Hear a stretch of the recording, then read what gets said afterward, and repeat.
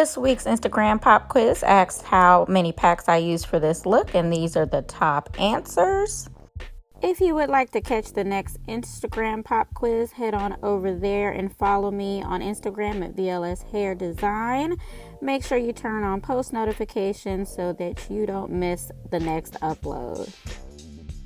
Jumping into today's video, here's the hair we're working with today. To the left, I have prepped Expressions braiding hair, and to the right, I have 3 packs of Freetress GoGo Curl.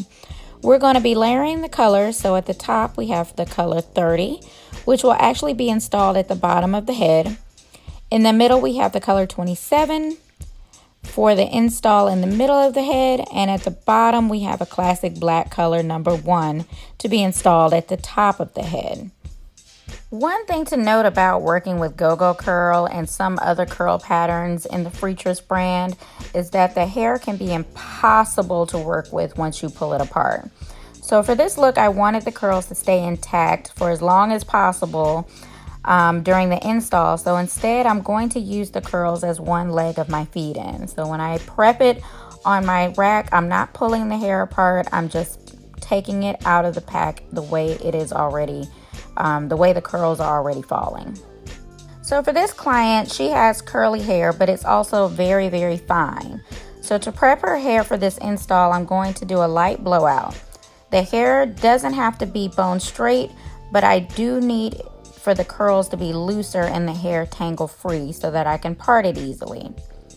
So here I have already completed the bottom third of her hair. For a more natural look, I'm parting the hair in C parts or circular parts, making sure that each part has a braid falling in between each other.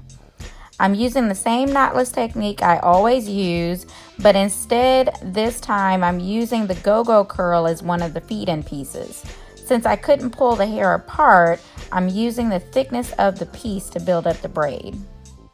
So for this look, we're going to be doing a true tree braid, which means I'll be leaving multiple branches of hair loosely. The first 2 pieces will be the braiding hair. These pieces are going to serve as the trunk of the tree, providing stability and security of the braid as it comes from the root. The third piece I insert will be the GoGo curl, which will serve as the leaves of the tree. So these are the pieces that I'll be leaving out as I move down the trunk. So after I insert the GoGo curl, I'm going to braid a couple rotations down, clip one piece out of the way, then continue braiding. This is where feeling for the braid density comes into play. Once I feel my legs become uneven, I'm going to feed in another piece of GoGo curl and continue the pattern until I reach my desired length.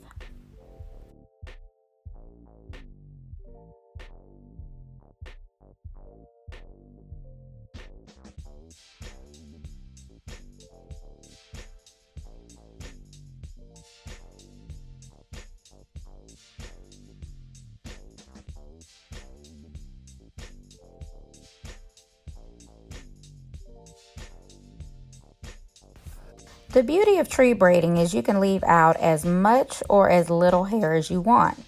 Most of the braids in this case I left out between 3 and 5 pieces, depending on where I wanted the volume or the color to be more prominent.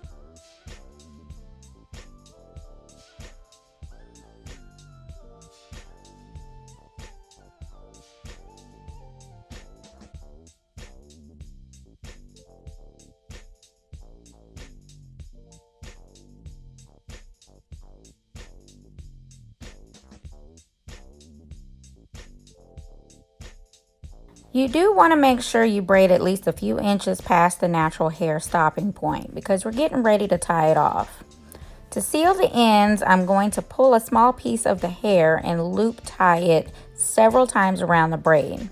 I feel comfortable pulling it now because we're at the ends and I can control the tangling. If I get a fairy knot or something, I can just cut it off and it won't even be missed. Since the hair is dense and pretty thick, I'm going to add a drop of nail glue on the knot for added security. Then I'm going to clip it and give the glue a minute to dry.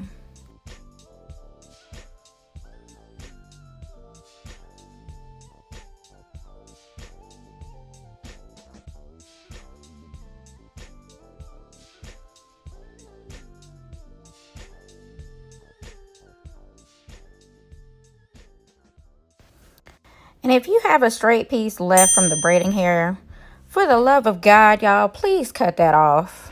Lord, I must say I have seen some amazing goddess braids, but when I see those straight pieces left in the final pick, I literally just want to scream. It has really become one of my pet peeves. Moving on to the rest of the head, I've already installed a full pack of the GoGo curl in the color 30 in the back. Now I'm going to move up to the 27.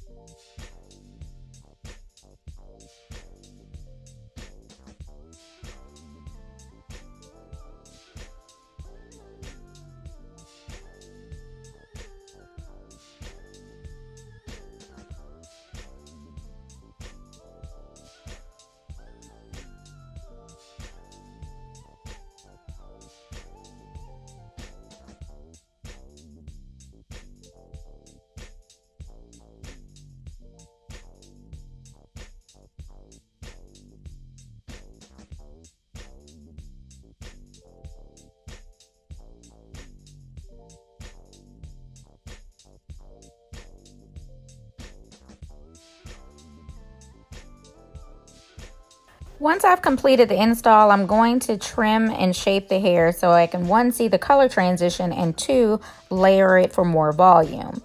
I'm also now able to pull pieces of the GoGo curl apart to add even more volume without fear of a tangled mess.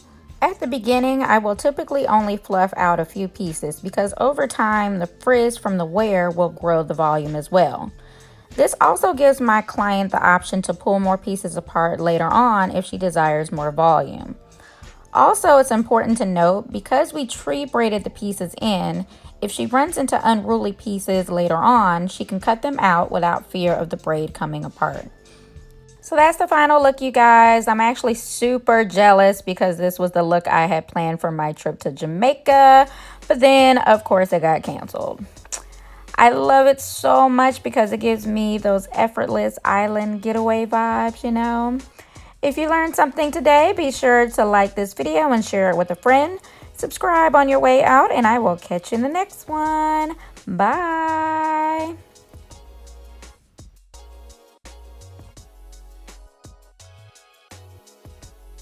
Before you go, you know it's testimony time. If you learned something from Braid School, be sure to leave it in the comments below for a chance to be featured in an upcoming video. You never know how your story can have a positive impact on someone else's journey. If you like this video, you will probably like these. Subscribe for more videos like this each and every week.